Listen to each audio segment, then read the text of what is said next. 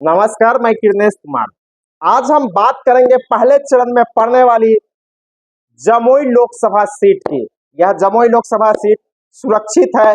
इस सीट पर कांग्रेस को भी जीत मिली है, भारतीय कम्युनिस्ट पार्टी को भी जीत मिली है, जदयू को भी मिली है और लोजपा को भी मिले, लेकिन भारतीय जनता पार्टी को अभी तक जमुई में कभी कामयाबी नहीं मिली है।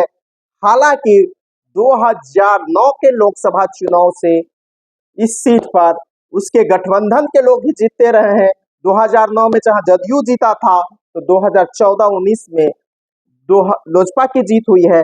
अगर इस लोकसभा सीट के इतिहास की बात की जाए तो जमुई लोकसभा सीट 1952 में ही अस्तित्व में आ गया था और यहां से 1952 और 57 में कांग्रेस के बनारसी प्रसाद जीते थे।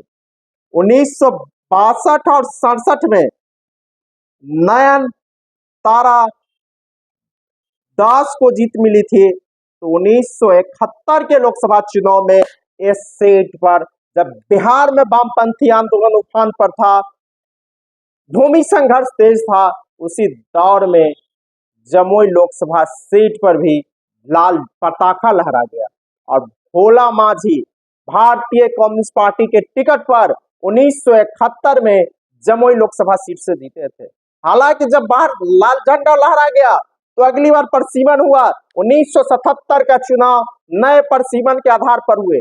जब जमुई में लाल झंडा लहराने लगा, मजलूमों की बातें होने लगी, तो तत्कालीन केंद्र की मौजूदा कांग्रेस या जनता पार्टी की सरकार कही है, जिस समय जनता पार्टी की सरकार में नहीं पर कांग्रेस की सरकार थी, और जब जनता पार्टी नए 77 के चुनाव जब कांग्रेस ने उस सीट का परसीमन ही बदल दिया और 1977 के लोकसभा चुनाव में जमुई लोकसभा सीट का अस्तित्व ही समाप्त हो गया। यूं कहिए, जब 1971 में लाल झंडा जमुई लोकसभा सीट पर लहरा गया तो 1977 के परसीमन में कांग्रेस ने, केंद्र की में बैठी कांग्रेस सरकार ने जमुई लोकसभा सीट का अस्तित्व ही समाप्त कर दिया।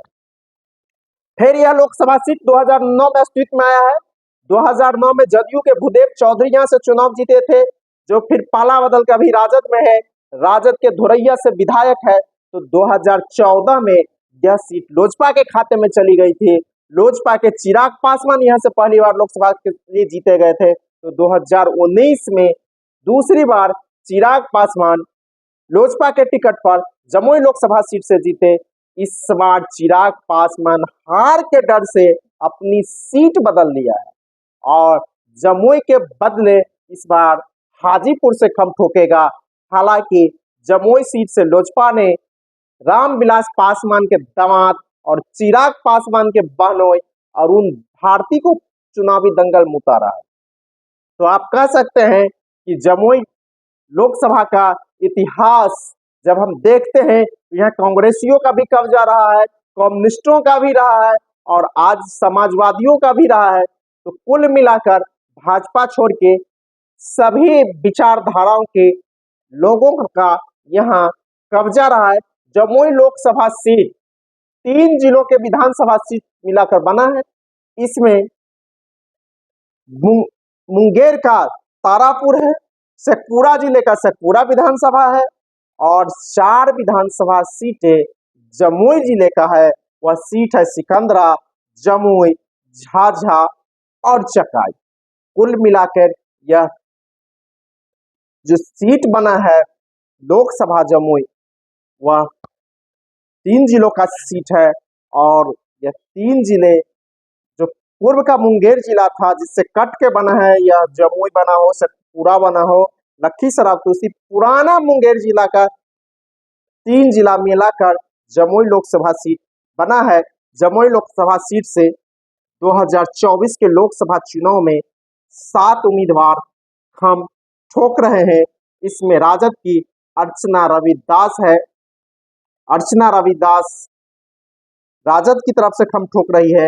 लोजपा के तरफ से अरुण कुमार भारती है। बसपा के सकलदेव दास है। लोकतांत्रिक समाज न्याय पार्टी के डॉक्टर जगदीश प्रसाद हैं। राष्ट्रीय जन संभावना पार्टी के श्रवण कुमार है।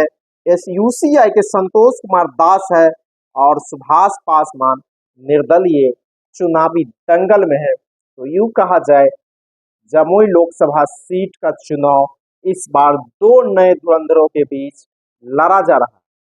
हालांकि राष्ट्रीय जनता दल ने जिससे उम्मीदवार बनाया है अर्चना रविदास, वह यादव समाज से के मुकेश यादव से शादी की है। तो लोजपा ने राम चिराग पासवान ने अपने बहनोई को वहां से उम्मीदवार बनाया है, जहां अर्चना रविदास पूरे क्षेत्र में घूम रही है, बेटी होने का दावा कर रही है और अरुण भारती को बाहरी बताया जा रहा है और वह 10 वर्षों के चिराग पासवान के कार्यों का हिसाब भी मांग रही है।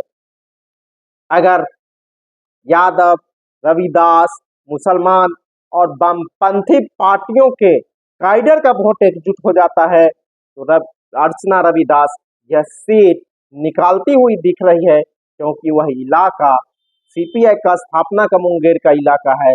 जमुई से भारतीय कम्युनिस्ट पार्टी के सांसद रह चुके हैं, वो शेखपुरा में सीपीआई है, जमुई की कई विधानसभाओं से सीपीआई के विधायक जीतते रहे हैं। तो तारापुर से भी सीपीआई एक बार जीती थी।